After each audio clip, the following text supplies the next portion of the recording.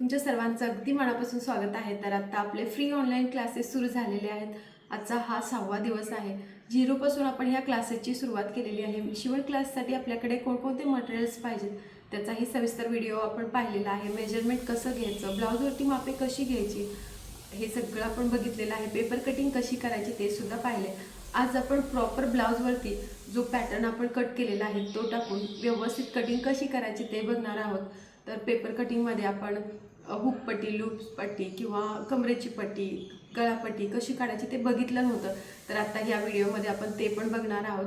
डीपमध्ये डिटेलमध्ये हा व्हिडिओ बनवलेला आहे। शेवटपर्यंत व्हिडिओ नक्की पहा, भरपूर माहिती याद्वारे तुम्हाला भेटू शकते।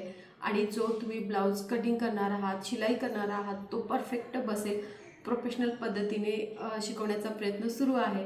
मेन ब्लाऊजचं कापड आहे त्याच्या मी 2 गाड्या घालून घेतलेल्या आहेत। तर इथं 5 जो बंद बाजू आहे त्या साईडला आपण गळा असा हा ओढून घ्यायचा आहे। जे पेपर कटिंग आपण कट केलेलं होतं ते व्यवस्थित त्याच्यावरती पसरून ठेवायचं आहे। एक सुद्धा घडी पडता कामा नये आणि व्यवस्थित हाताने पसरून नंतर हे पॅटर्न त्याच्यावरती ठेवून नीट हे आखून घ्यायचं आहे। तर इथं पहा मी व्यवस्थित हे ड्रॉ करून घेतलेलं आहे। तर तुम्हाला जर काही समजत नसेल मागं पुढं झालं आहे की नाही तर असं हे मोजून बघा। तर मी टेपने इथं मोजून बघते तर हे करेक्ट आहे। ज्यावेळेस तुम्ही नवीन असता आणि पॅटर्न असे हे कपड्यावरती ठेवून तुम्ही कटिंग करत असता त्यावेळेस जस्ट तुम्ही मोजून बघा, म्हणजे आपण जो पॅटर्न याच्यावरती ठेवलेला आहे तो बरोबर आहे की नाही। कारण डायरेक्ट ब्लाऊजवरती आपण ते आता व्यवस्थित छापून कट करणार आहोत, त्यामुळे असं हे मोजून बघायचं आहे। आणि जो आपला पाठीमागचा टक्स आहे तो 5 इंचाचा आहे। तर इथं पहा मी टक्साचे टिक मार्क केलेले होते आणि आपला जो मुंडा आहे त्याचाही शेप बरोबर आहे की नाही ते बघायचं आहे। तुम्हाला समजण्यासाठी इथं मी स्क्वेअर ओढलेलं आहे, बट याचं काही गरज नाही। आणि जे आपले अंतर आहे तेही बरोबर आहे की नाही मुंड्याच्या शेपचं ते सुद्धा बघायचं। तर हे बरोबर आहे, म्हणजे ज्यावेळेस आपण पॅटर्न व्यवस्थित कट करतो आणि ह्याच्यावरती व्यवस्थित पसरून ठेवतो त्यावेळेस ते म्हणजे करेक्टच कट होत असतं। तर आता पहा छातीचं माप आपलं बरोबर आहे की नाही, किंवा जो एक्स्ट्राचा भाग आपण घेतलेला होता तो बरोबर आहे की नाही तो बघायचा आणि असंही टिक मार्क करायचं आहे। कारण तुम्हाला समजावं म्हणून हे फिटिंगचं मापसुद्धा मी इथं आखून घेते। तुम्ही ज्यावेळेस ब्लाऊज कटिंग करता त्यावेळेस असं करा, म्हणजे काय की असं केल्यानंतर लगेच तुमच्या लक्षात येईल की हे फिटिंगचं माप आहे। जरी जरी तुम्ही आता हे केलं नसेल तरी काही हरकत नाही। ज्यावेळेस तुम्ही शिलाई कराल त्यावेळेस मापे टाकलेत तरी चालतील, म्हणजे फिटिंगची फक्त। तर आता मी सगळं मोजून बघितलेलं आहे, करेक्ट आहे। तर इथं पहा छाती 36 आहे, त्याचा चौथा 9 येतो, 2 एक्स्ट्राचा आपण घेतलेला आहे। खाली कमर 8 आहे, म्हणजे 32 होती, त्याचा चौथा 8 येतो आणि 2 एक्स्ट्राचं घेतलेलं आहे। इथं पहा जो शोल्डर आहे तो 5.5चा आपण घेतला आहे। गळा रुंदी 2.5 आणि 3ची आपली पट्टी आहे। गळा खोली आपण इथं 9.5 घेतलेली आहे, म्हणजे 9 गळा खोली होती। अर्धा इंच आपण एक्स्ट्राचं कट केलेलं होतं। जसं पॅटर्न कट केलं होतं म्हणजे पेपर कटिंग जशी होती आपली तसंच आपण हे कट केलेलं आहे। ह्याच्यामध्ये एक्स्ट्राचं वगैरे काहीही घेतलेलं नाही, कारण आपण जे काही एक्स्ट्राचं घ्यायचं होतं ते पॅटर्नमध्येच घेतलेलं होतं। तुम्हाला जास्त कन्फ्युजन नको म्हणून मी पॅटर्नमध्ये सगळं एक्स्ट्राची मापे घेतलेली होती।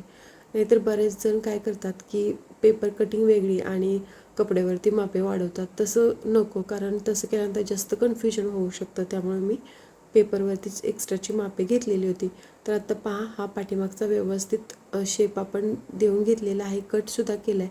आता दोन्ही कडीचे जे टक्स आहेत ते असे आखून घ्यायचे, म्हणजे शिलाई करताना लगेचच ते लक्षात यावं। तर आता आपण पुढचा भाग कट करूया। जसा पेपरवरती आपण कट केलेला आहे तसंच हे कपड्यावरती करायचं आहे। इथेही मी कपड्याच्या 2 घड्या घालून घेतलेल्या आहेत।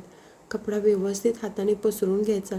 जर कपड्यावरती गुड्या वगैरे असतील तर तुम्ही ते इस्त्री करून घ्या, कारण ज्यावेळेस तुम्ही नवीन नवीन शिकता त्यावेळेस थोडा जरी कपडा इकडे तिकडे झाला तरी तुमचा ब्लाऊज चुकू शकतो आहे।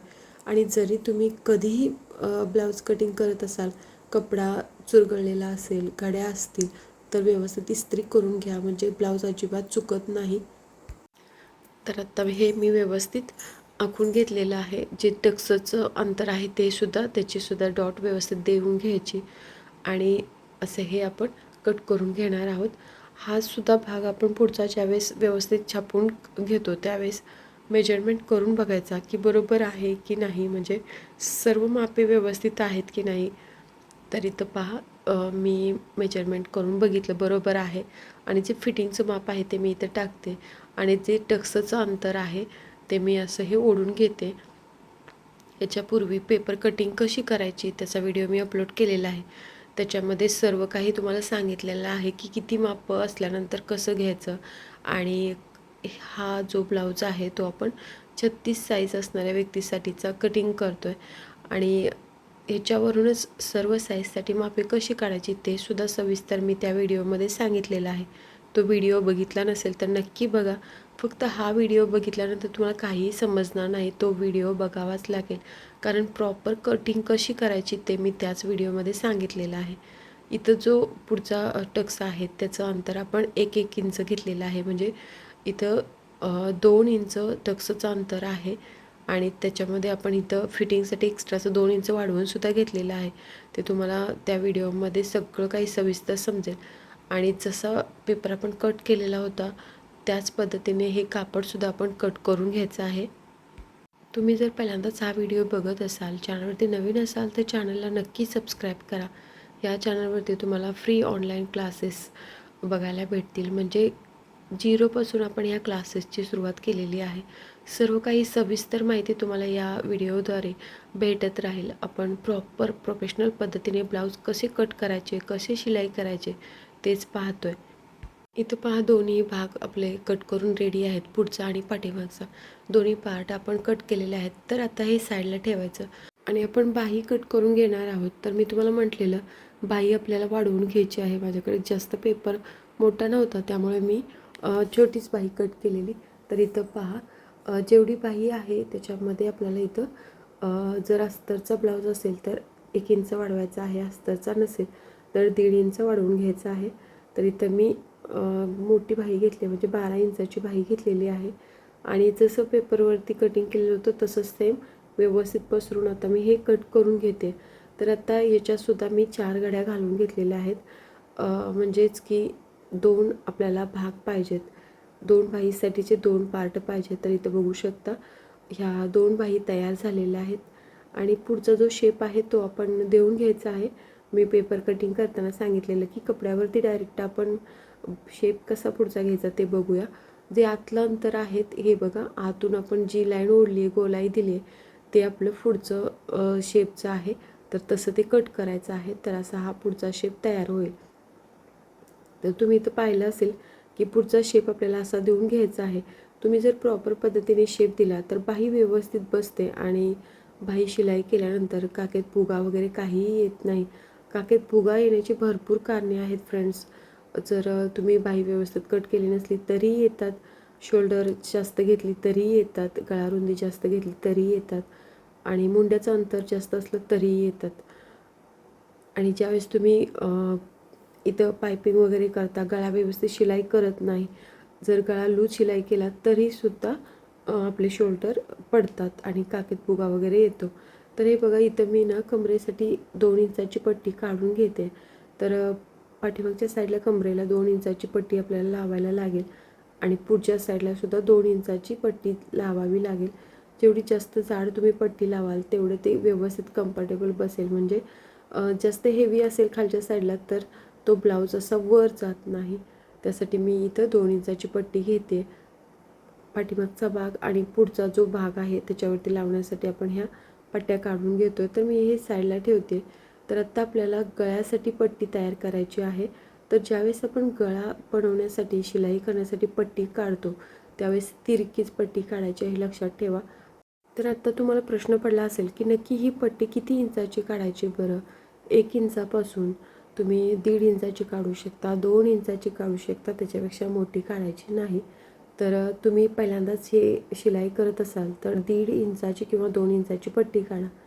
कारण की जर तुमच्याकडे जास्त कपडा उरलाच नाही, जर तुम्ही 1 इंचाची काढली आणि शिलाईमध्ये जास्त कापड घेतलं तर ती पट्टी व्यवस्थित फोल्ड करता येणार नाही. आपण आज हातशिलाई करूनच गळा तयार करणार आहे.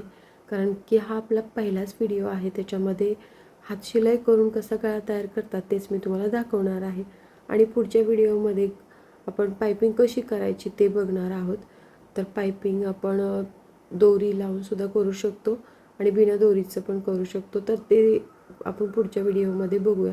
तर हे बघा, तिरक्या पट्ट्या मी इथं कट करून घेतलेल्या आहेत. पाठीमागचा गळा, पुढचा गळा हे सगळं कवर होण्यासाठी एवढ्या पट्ट्या मी घेतलेल्या आहेत.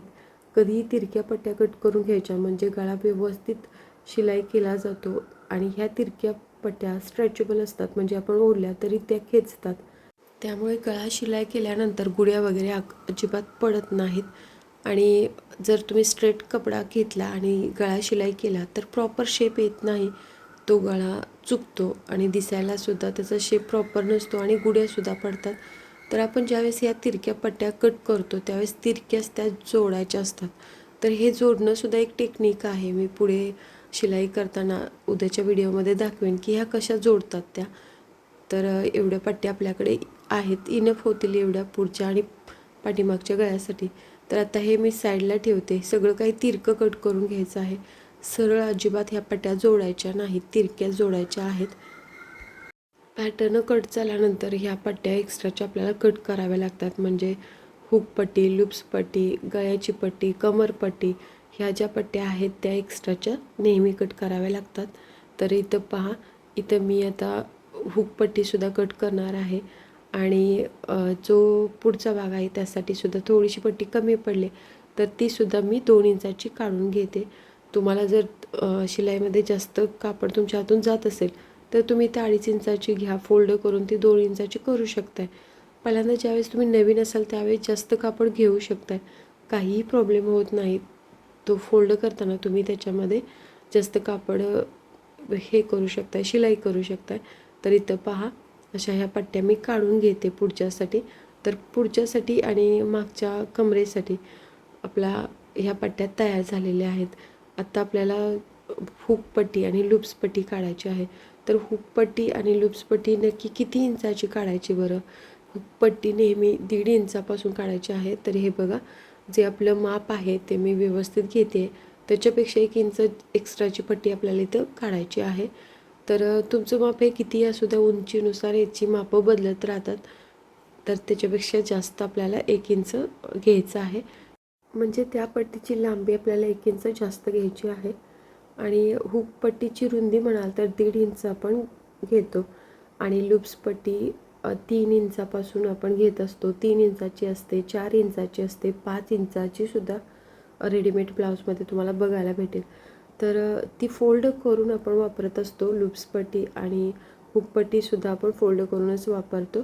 तर अशा ह्या पट्ट्या काढून घेतात. तर याचं जे अंतर आहे ते तुम्ही तुमच्या आवडीने घेऊ शकता. 3 इंचापासून ते 5 इंचापर्यंत तुम्ही कितीही इंचाची लूप्स पट्टी काढू शकता.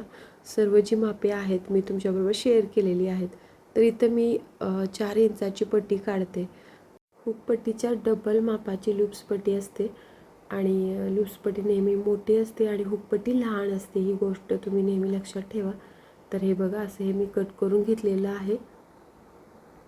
पहिलीची मी कमरेसाठीची पट्टी म्हणजे पुढच्या भागासाठी पट्टी तयार केलेली होती, तीच पट्टी इथं घेतली आणि त्याच्यातून 1.5 इंचाची पट्टी हुकपट्टीसाठी मी हे व्यवस्थित मापे टाकून कट करून घेते. कारण काय होतं की हा कपडासुद्धा एक्स्ट्राचा राहिला आहे, त्यामुळे ह्याच्यातूनच मी पट्टी कट करून घेतली. तर इथं पहा, ही आपली हुकपट्टी आणि लूप्स पट्टी तयार झालेली आहेत. आता फायनली कपड्यावरती पूर्ण ब्लाऊजची कटिंग आपण करून घेतलेली आहे. पुढच्या भागामध्ये आपण याची शिलाई बघणार आहोत. आता तुम्हाला समजलं असेल की हुकपट्टी कशी बनवायची असते, लूपपट्टी कशी काढायची असते, म्हणजे किती इंचाची काढायची, गळ्याची पट्टी तशी का काढतात. तर ह्या सगळ्या प्रश्नाची उत्तरं तुम्हाला भेटलेली असतील. हा व्हिडिओही तुम्हाला आवडला असेल. परफेक्ट कटिंग कशी करायची हे सुद्धा तुम्हाला समजलं असेल. हा जर व्हिडिओ तुम्हाला आवडला असेल तर जास्तीत जास्त शेअर करा, जेणेकरून ज्या कोणी ताई आपले हे व्हिडिओ बघतील त्यांना पण घर बसल्या मोफत शिवण क्लासची सर्व माहिती भेटेल आणि त्याही परफेक्ट ब्लाऊज वगैरे शिलाई करायला शिकू शकतील.